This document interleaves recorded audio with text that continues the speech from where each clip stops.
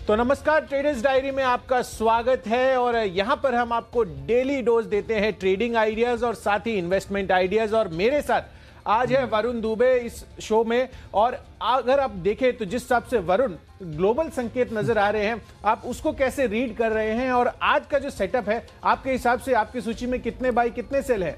देखिए, बाय तो मेरे पास 7 है, 3 सेल है, क्योंकि काफ़ी वॉलेटिलिटी है। दिक्कत ये है, अब हमें पता नहीं स्टिमुलस पैकेज आएगा कि नहीं आएगा। कल अगर आपने देखा तो डाउ जोन्स में अच्छी खासी गिरावट देखने मिली, उसके बाद निचले 100 से रिकवरी आई, इस अनुमान में कि शायद आज वो डेडलाइन है कहीं ना कहीं बातचीत लॉक करने की। उसके पहले नैन्सी पेलोसी और उनके जो बाकी लोग हैं उसके बीच में बातचीत हुई कहीं ना कहीं स्टिमुलस पैकेज को लेके, तो इस उम्मीद में वहाँ से निचले स्तरों से अच्छी खासी रिकवरी देखने मिली। हालांकि लाल निशान में बंद हुए डाउ जोन्स अगर आप देखें तो यूएस के मार्केट, लेकिन निचले स्तरों से एक अच्छी रिकवरी देखने मिली। इनफैक्ट डाउ फ्यूचर्स को अगर आप देखें तो वहाँ भी अच्छी खासी बढ़ोतरी देखने मिल रही है, लेकिन वॉलेटिलिटी काफ़ी ज़्यादा है। एक बात आप याद रखिए, अब से करीब कुछ आधा एक घंटे पहले अगर आप देखते तो करीब 150 पॉइंट के आसपास का उछाल वहां देखने मिल रहा था, अब महज 70-80 पॉइंट के आसपास का उछाल है। एसजीएक्स निफ्टी देखिए आप, वो कैसा खुला है, वहां भी अगर आप देखेंगे तो शुरुआत हुई थी 80 पॉइंट के आसपास की गिरावट के साथ, निचले 100 से रिकवरी हो गई, अब केवल 40 पॉइंट के आसपास की गिरावट देखने मिल रही है। तो एक संकेत यहाँ देखने मिल रहा है ना कि इस अनसर्टेनिटी के बीच में शायद निचले 100 से आपको एक रिकवरी देखने मिलेगी, लेकिन जैसे जैसे दिन जाएगा, जैसे जैसे संकेत आएंगे, वैसे वैसे आपको ट्रेड करना है। क्यों? अगर आप देखें तो कल यूरोप के बाजार भी गिरे। वो जो कोरोना वायरस का डर था ना, वो फिर से धीरे धीरे करके आ रहा है। जैसे कि हम बातचीत भी कर रहे थे, यार ये कोरोना वायरस के डर से तो कुछ हो नहीं रहा है, लेकिन कल उसका रिएक्शन यूरोपियन मार्केट में थोड़ा थोड़ा देखने मिला था। तो इन सब संकेतों के बीच आपको ट्रेड करना है। शायद स्टार्टिंग का फर्स्ट हाफ जो है आपके लोकल संकेत के बीच में आप ट्रेड करेंगे, लेकिन सेकेंड हाफ पूरी तरह से ग्लोबल मार्केट आपको देखना है और देखना है कि वहाँ क्या होता है, स्टिमुलस पैकेज को लेकर किस तरह का डेवलपमेंट आता है और यूरोप में किस तरह का डेवलपमेंट आता है, उसके ऊपर आपको बिल्कुल वरुण। इनफैक्ट यूरोप के साथ साथ यूरोप के साथ साथ जो कोविड की चिंता है वो यूएस में भी हमें देखने को मिल रही है। इनफैक्ट कल के सत्र में अगर आप देखें तो 70,000 से ज्यादा नए मामले एक दिन में आते हुए नजर आए, जो कि जुलाई के बाद जो है सबसे बड़ा आंकड़ा है। तो अब ये देखना बेहद जरूरी होगा कि किस हिसाब से सेकेंड वेव ऑफ जो कोरोना वायरस है वो अकॉर्डिंगली कौन कौन से नेशंस को इंपैक्ट करती है और वहां पे किस हिसाब के स्टेप्स जो है सरकार लेती हुई नजर आती है। चलिए ठीक है, तो इसी बेसिस पे हमने जो अपने स्टॉक से वो चुने हैं, तो शुरुआत करते हैं पहले कैश के स्टॉक के साथ। और यहाँ देखिए आज सीमेंट स्पेस जो है ना कुशल, पूरी तरह से फोकस में रहने वाला है। वैसे भी स्टॉक्स में अच्छी तेजी देखने मिली थी, लेकिन याद रखिए सीमेंट स्पेस में कुछ हमें पता था, कुछ का हम इंतजार कर रहे थे। पता क्या था? पता आपको ये था कि वॉल्यूम्स कैसे आएंगे, क्योंकि ऑलरेडी कंपनीज बता चुकी थी कि किस तरह के वॉल्यूम देखने मिले हैं, किस तरह के डिस्पैचेस रहे हैं, वो तो ठीक है। लेकिन इसके बाद लोगों को इंतजार था कि रियलाइजेशंस कैसे हैं और खासकर मार्जिन्स कैसे हैं, और इसी के चलते NCL इंडस्ट्रीज मैंने लिया है। एक सीमेंट कंपनी है जिसने ऑलरेडी अपने डिस्पैच और बाकी प्रोडक्शन के नंबर्स तो दे दिए हैं, लेकिन ACC के नंबर्स देखिए आप कैसे आए हैं। खासकर रियलाइजेशंस में सुधार हुआ है और मार्जिन्स में सुधार हुआ है। और याद रखिए, जब भी इंडस्ट्री का लीडर इस तरह के नंबर्स डिलीवर करता है ना, तो उसका इम्पैक्ट आपको अक्रॉस सेक्टर जो है वो देखने मिलता है। तो ACC में तो मैं खरीदारी की सलाह दे रहा हूँ, वो आपको आगे बताऊंगा, लेकिन NCL इंडस्ट्रीज ये एक ऐसा काउंटर रहा है जो पिछले कुछ क्वार्टर में अगर आप देखें तो बाकी सीमेंट काउंटर्स को इसने आउट परफॉर्म करते हुए दिखा है ये काउंटर। मुझे लगता है आज ACC के जो नतीजे आएंगे उसका इम्पैक्ट आपको इस स्टॉक में देखने मिलेगा। इसके लिए इंट्राडे के लिए आप खरीदारी करके चल सकते हैं। 125 के लक्ष्य के लिए 118 का आपको एक स्टॉप लॉस रखना है। याद रखिए, ACC के नंबर्स के बाद पूरा सीमेंट स्पेस जो है उसमें आज आपको काफ़ी बेहतर हरकत देखने मिल सकती है।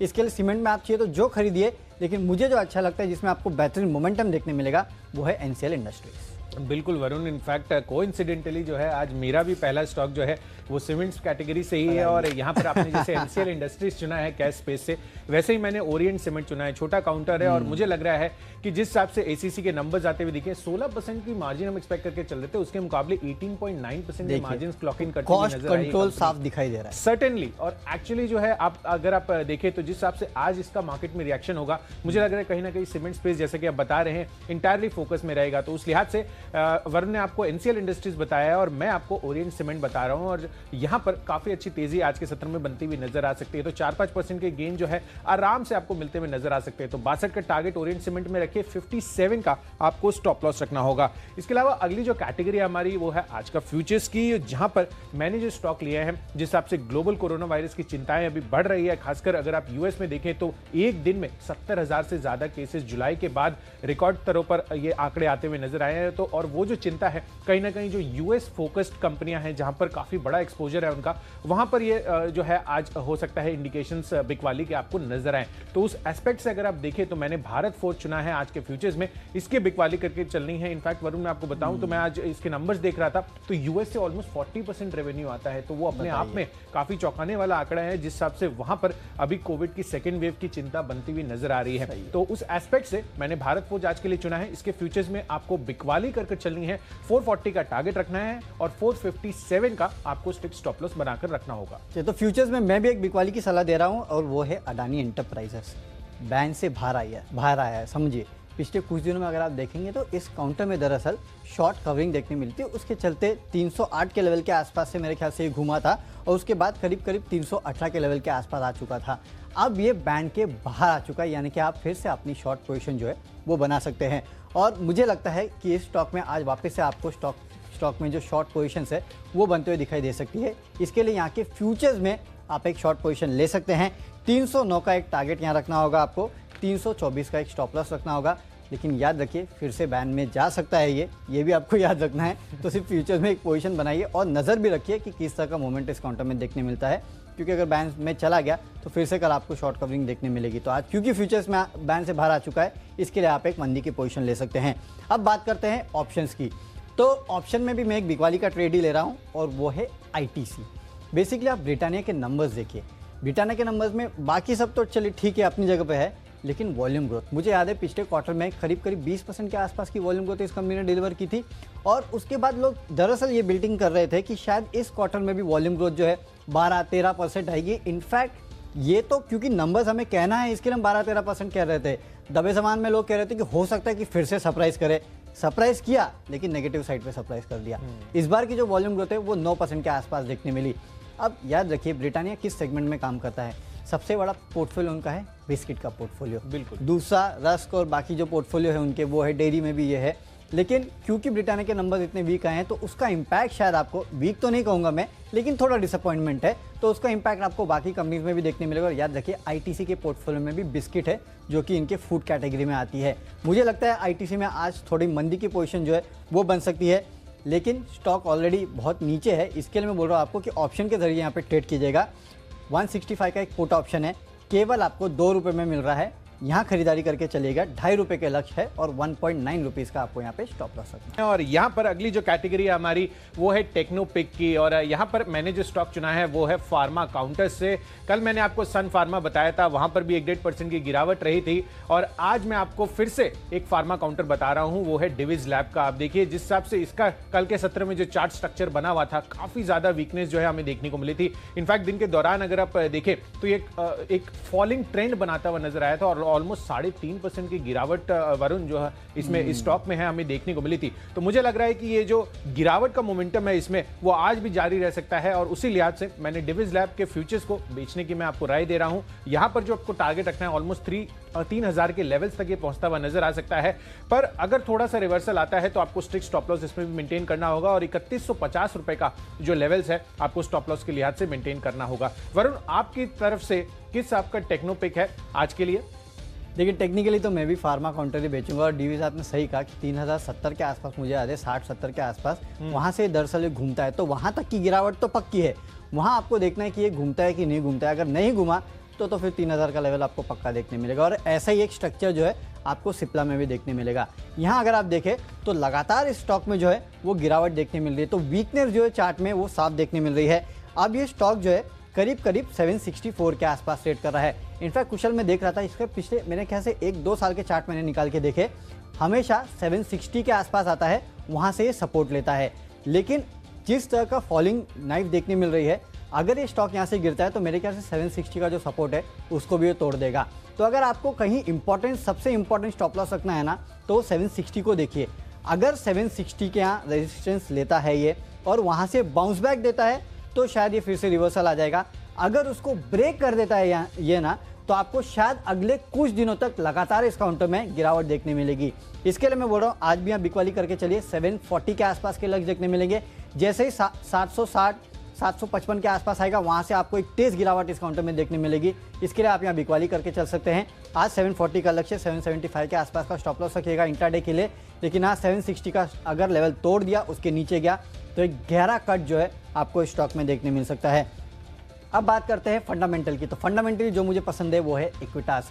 वैसे भी देखिए, आज से इक्विटास स्मॉल फाइनेंस बैंक का जो IPO है वो आ चुका है, वो लॉन्च हो चुका है, आज से उसकी शुरुआत हो चुकी है। और कुशल, हमें लंबे समय से इस IPO का इंतजार था। लोग यही कहते थे कि IPO आएगा कब, आएगा कब, आएगा कब। फाइनली IPO जो है वो आ चुका है। और इनफैक्ट मैं सही बताऊँ ना कुशल, आपको कल तक भी मुझे भरोसा नहीं था कि IPO आ जाएगा। नो डाउट इन्होंने डेट दे दी, लेकिन क्यों पता नहीं, अंदर से फीलिंग आ रही थी कि टल ना जाए कहीं, इतना डिले हो चुका है इस IPO में ऑलरेडी। उज्जीवन का ऑलरेडी आपको पता है आ चुका है। हालांकि इक्विटास स्मॉल फाइनेंस का IPO है तो शायद मैं आपको उज्जीवन स्मॉल फाइनेंस दे देता, लेकिन कल CSB बैंक के नतीजों के बाद वहाँ एक अच्छा खासा उछाल देखने मिला। और क्योंकि ये इक्विटास की कंपनी है, इसके लिए मुझे लगता है आज, और इनफैक्ट जब तक ये IPO चल रहा है ना, और जैसे जैसे इसका सब्सक्रिप्शन नंबर्स आपके सामने आएंगे ना, इक्विटास में उस तरह की पोजीशन आपको देखने मिल सकती है। आज फिलहाल आप खरीदारी करके चल सकते हैं। फंडामेंटली भी कोई प्रॉब्लम नहीं है इस काउंटर में, इसके लिए मैं यहाँ खरीदारी की सलाह दे रहा हूँ। फंडामेंटली 52 के आसपास के लक्ष्य जो आपको इसको इंट्राडे में देखने मिल सकते हैं। 49 का स्टॉप लॉस एक आपको इक्विटास में रखना है। बिल्कुल वरुण, इनफैक्ट यहाँ पर अगर हम देखें तो माइक्रो फाइनेंस लेंडर्स की जिस हिसाब से कल के सत्र में जो अपमूव हमें देखने को मिला था वो काफ़ी शानदार था। और ये खबर के आधार पर ये जो ट्रिगर बना है इक्विटास स्मॉल फाइनेंस बैंक का, वो कहीं ना कहीं हो सकता है कि आज इस स्टॉक में भी काफ़ी अच्छी तेज़ी बनाता हुआ नजर आए। तो चलिए, फंडामेंटली जो है वरुण को ये स्टॉक काफ़ी पसंद है। और मेरी सूची में जो फंडा पिक है जो मैंने चुना है आज के लिए वो है पिडिलाइट का। आप देखिए, इसका क्यों मेरे को कल जो मैंने आपको गोदरेज प्रॉपर्टीज दिया था उससे मिलता हुआ नजर आया था वरुण। और इनफैक्ट अगर आप देखें तो जिस हिसाब से रियल एस्टेट स्पेस में जो डील बनती हुई नजर आ रही है, जो हाउसिंग सेक्टर की डिमांड है, वो कहीं ना कहीं काफी अच्छी इंडिकेशंस बता रहे हैं। और जाहिर सी बात है कि जब भी हाउसिंग डिमांड बढ़ती है तो इनकी भी जो एडेसिव्स की डिमांड है वो भी बढ़ती हुई जाती है। इनफैक्ट अगर आप ओवरऑल मार्केट शेयर की भी बात करें तो 70% से ज्यादा मार्केट शेयर जो है ये एडेसिव्स में होल्ड करते हैं। इनकी बहुत ही फेवरेट, इनफैक्ट बहुत ही पॉपुलर ब्रांड है फेविकॉल। तो वहां पर जो है इस चीज का जो जोड़ है वो कभी भी टूटेगा नहीं, ऐसा ये मानकर चलते हैं। और जिस हिसाब से यहाँ पर रुझान आगे के लिए बनता हुआ नजर आ रहा है, मुझे लग रहा है कि एक अच्छी खासी इनकी जो सेल्स है उसमें डिमांड आती हुई नजर आ सकती है। तो पिडिलाइट यहाँ पर आपको इसके स्टॉक में खरीदारी करके चलनी है। आपको 15 से 20% का रिटर्न 3 महीनों की अवधि के लिए आपको इसके होल्डिंग पीरियड रखना है।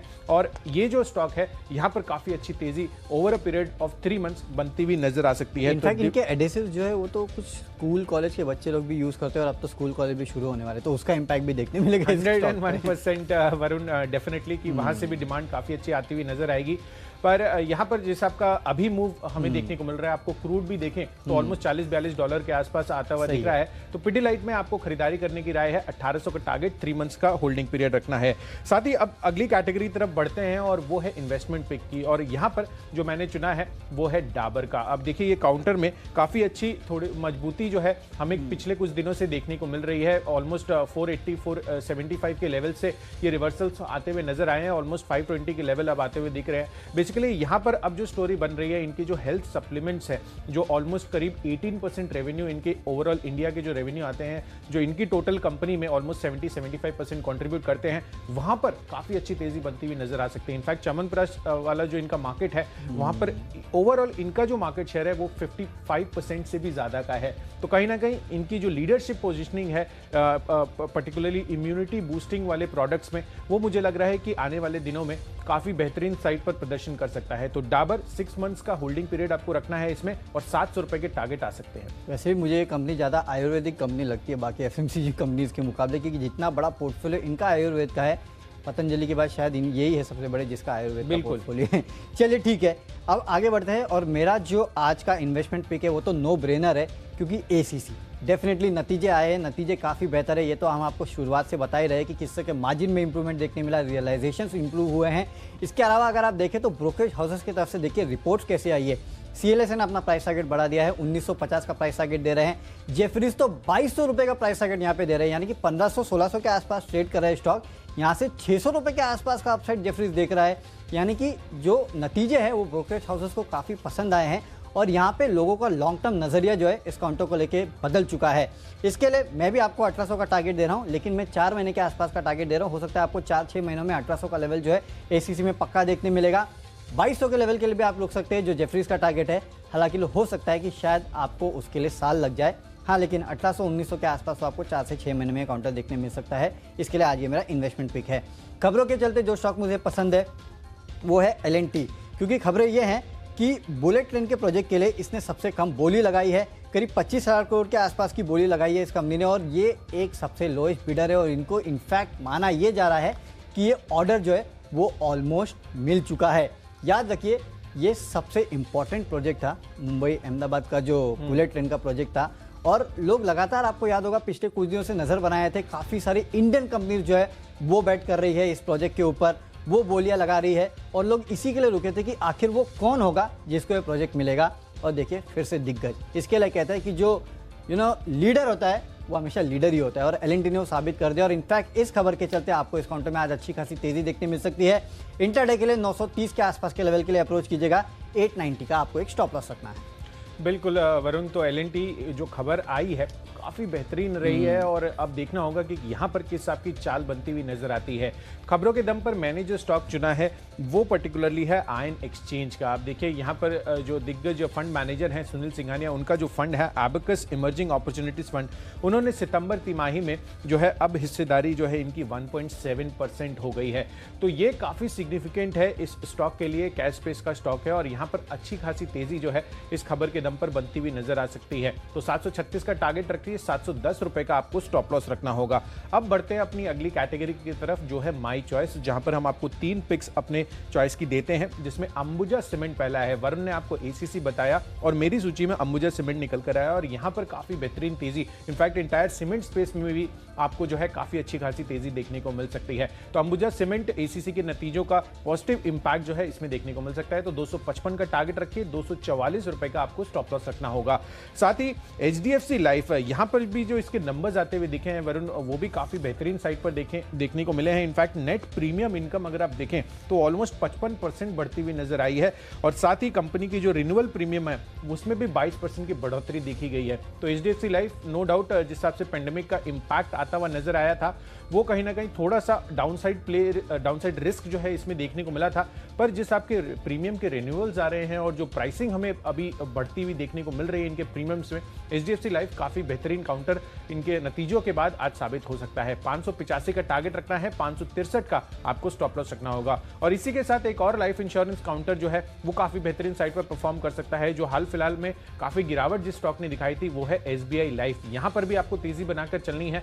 ऑलमोस्ट 850-860 के लेवल से ये 700 इनफैक्ट 750 के लेवल्स तक ये निचले स्तरों पर पहुंचता हुआ नजर आया था। पर यहां पर एक काफी अच्छा खासा ट्रेंड जो है आज के सत्र में बनता हुआ नजर आ सकता है। तो 825 के टारगेट के लिए यहां पर खरीदारी कीजिए, और 790 रुपए का आपको स्टॉप लॉस लगाना होगा। माई चॉइस में जो पहला काउंटर मुझे पसंद आता है वो है हिंदुस्तान कॉपर। वैसे भी आपने देखा था कल PSU स्टॉक्स में अच्छी खासी तेजी देखने मिली थी, लेकिन हिंदुस्तान कॉपर ने ज्यादा पार्टिसिपेट नहीं किया था। आज इनफैक्ट खबरें ये निकल के आ रही, कुछ न्यूज़पेपर रिपोर्ट से सजेस्ट कर रही है कि सरकार जो है इसमें स्ट्रैटेजिक विनिवेश के लिए सोच विचार कर रही है, और सरकार का इसमें करीब 76% के आसपास का हिस्सा याद रखिए। तो उसके चलते हो सकता है कि आपको यहाँ एक अच्छा खासा मोमेंटम जो है वो देखने शायद मिल सकता है। इंट्राडे में खरीदारी करके चल सकते हैं। 34.3 के आसपास के लक्ष्य के लिए 32 का एक स्ट्रिक्ट स्टॉप लॉस आपको यहाँ पे रखना है। अगला काउंटर मुझे पसंद आता है वो है मिश्र धातु। मैं देख रहा था कि कब ये काउंटर रिवर्सल देता है, और ऑलमोस्ट इस काउंटर ने रिवर्सल दे दिया है। मेरे ख्याल से 170 के आसपास से ये काउंटर ने रिवर्सल दिया है। मेरे ख्याल से यहाँ से अच्छे खासे खरीदारी के मौके अब बनते हैं। इनफैक्ट मुझे लगता है कि ये स्टॉक अगले कुछ दिनों में 200 के पार जा सकता है, लेकिन इंट्राडे में 187 के लक्ष्य के लिए आप यहाँ खरीदारी करके चल सकते हैं। और आखिरी स्टॉक एक बैंकिंग स्टॉक है, इंडियन बैंक। नतीजे आने वाले 22 तारीख को, उसके पहले मुझे लगता है कि आपको एक बेहतरीन मोमेंटम जो है लगातार देखने मिलेगा। वैसे भी बैंकिंग स्टॉक्स में आपने देखा किस तरह के नतीजे आ रहे हैं, नतीजे काफ़ी बेहतर आ रहे हैं। उसके चलते मेरे ख्याल से यहाँ आप खरीदारी करके चल सकते हैं। इंट्राडे में 62 का लक्ष्य जो है आपको ये काउंटर दिखा सकता है। चलिए, हमारी स्टॉक्स की सूची पूरी हो चुकी है, लेकिन एक बार फटाफट देख लेते हैं कि कौन से स्टॉक्स हमने अपने टीम में लिए हैं। सबसे पहले कैश का काउंटर जो मुझे पसंद आता है वो है NCL इंडस्ट्रीज, क्योंकि सीमेंट स्पेस में ACC के जो बेहतरीन नतीजे आए हैं उसका इंपैक्ट पूरे सीमेंट स्पेस में आपको देखने मिलेगा। 125 के लक्ष्य के लिए यहाँ खरीदारी करके चलिए। अडानी एंटरप्राइजेस फ्यूचर्स में आप बेच सकते हैं, बैन के बाहर आ चुका है। 309 के लक्ष्य के लिए बिकवाली कीजिएगा। ITC का 165 का पुट ऑप्शन खरीदेगा, ₹2.5 के आसपास के लक्ष्य आपको देखने मिल सकते हैं। सिप्ला का चार्ट काफी वीक नजर आता है। 740 के लक्ष्य के लिए आप यहाँ बिकवाली कर सकते हैं। इक्विटास खरीदारी करके चलिए 52 के लक्ष्य आपको इंट्राडे में देखने मिलेंगे। एसीसी बेहतरीन नतीजों के चलते आपको अगले 4 महीनों में 1800 के आसपास के लक्ष्य काउंटर दिखा सकता है। एलएनटी खबर आई है कि बुलेट ट्रेन के प्रोजेक्ट के लिए इनको सबसे लोएस्ट बिडर है और इनको ये प्रोजेक्ट मिलेगा। इसके चलते यहाँ 930 के लक्ष्य जो है आपको देखने मिल सकते हैं इंट्राडे में। हिंदुस्तान कॉपर 34.3 के लक्ष्य के लिए खरीदारी करके चलिए। मिश्र धातु एक ब्रेकआउट देखने मिल रहा है, 187 का लक्ष्य आपको इंट्राडे में देखने मिलेगा। और इंडियन बैंक में आप खरीदारी करके चल सकते हैं, 62 का लक्ष्य जो है आपको इंट्राडे में देखने मिल सकता है। और आज जो मेरा सबसे बेस्ट पिक है वो है एलएनटी का, क्योंकि इसको जो बुलेट ट्रेन का ऑर्डर मिला है वो एक बहुत सिग्निफिकेंट ऑर्डर है, सबसे लोएस्ट बिडर है ये। उसमें डेफिनेटली उस न्यूज़ का इम्पैक्ट जो है आपको आज देखने मिलेगा। इसके लिए 930 के आसपास के लक्ष्य के लिए आप आज यहाँ खरीदारी करके चल सकते हैं। मैंने आपको 7 स्टॉक्स खरीदारी के और 3 स्टॉक्स बिकवाली के बताए हैं, जिसमें कैश बेस से ओरिएंट सीमेंट पहला है। एसीसी के जो नंबर्स आते हुए दिखे हैं वो काफी बेहतरीन साइड पर इस स्टॉक में प्रदर्शन आज के सत्र में दिखाते हुए नजर आ सकते हैं। साथ ही भारत फोर्ज, इसके फ्यूचर्स आपको बेचकर चलना है। जिस हिसाब से कोविड की चिंता ओवरऑल यूएस में भी बढ़ती हुई नजर आ रही है, उसका इंपैक्ट आपको आज इस स्टॉक में देखने को मिल सकता है। साथ ही टाटा स्टील, इसके पुट ऑप्शन बाई करके चलिए। 400 रुपए का पुट ऑप्शन है, 14.6 की प्राइसिंग है, तो यहां पर भी आज एक बिकवाली का ट्रेंड बन सकता है। साथ ही डिविज लैब, इसका चार्ट स्ट्रक्चर बेहद वीक लग रहा है। 3.5% की गिरावट हमें कल के सत्र में देखने को मिली थी, आज ये फॉल कंटिन्यू रह सकता है। साथ ही पिडीलाइट, यहां पर आपको खरीदारी करने की राय है। जिस हिसाब से हाउसिंग डिमांड अब बढ़ती हुई नजर आ रही है और जो आपको ब्लैकस्टोन और प्रेस्टीज एस्टेट्स के बीच में डील देखने को मिली थी, कहीं ना कहीं ये काफी पॉजिटिव मोमेंटम इनके प्रोडक्ट के लिए बनता हुआ नजर आ सकता है। साथ ही डाबर, यहां पर एक इन्वेस्टमेंट पिक है जो आपको खरीद कर चलना है। 6 महीनों की अवधि के लिए 700 रुपए का टारगेट इसमें आता हुआ नजर आ सकता है। हेल्थ सप्लीमेंट पोर्टफोलियो काफी बढ़िया प्रदर्शन कर सकता है। साथ ही आयन एक्सचेंज, यहां पर भी खरीदारी करने की राय है। जो पॉजिटिव फंड एक्शन आता हुआ दिखा है इस स्टॉक में, वो काफी बेहतरीन साबित हो सकता है आज के लिए। इस साथ साथ अंबुजा सीमेंट्स, यहां पर खरीदारी करके चलिए। एसीसी के नंबर्स का रिफ्लेक्शन इस स्टॉक में भी आ सकता है। और अगर आप एचडीएफसी लाइफ और एसबीआई लाइफ को देखें तो एचडीएफसी लाइफ के जो बढ़िया नंबर्स आए हैं उस लिहाज से सेंटिमेंटली एसबीआई लाइफ भी बहुत ही बेहतरीन प्रदर्शन कर सकता है। और इन सब के बीच जो मेरा सबसे बेस्ट पिक है वो है पिडीलाइट का। यहां पर आपको 3 महीनों की अवधि के लिए 1800 का टारगेट बनाकर चलना है और काफी बेहतरीन प्रदर्शन दिखा सकता है, जिस हिसाब से हाउसिंग डिमांड बढ़ती हुई नजर आ रही है।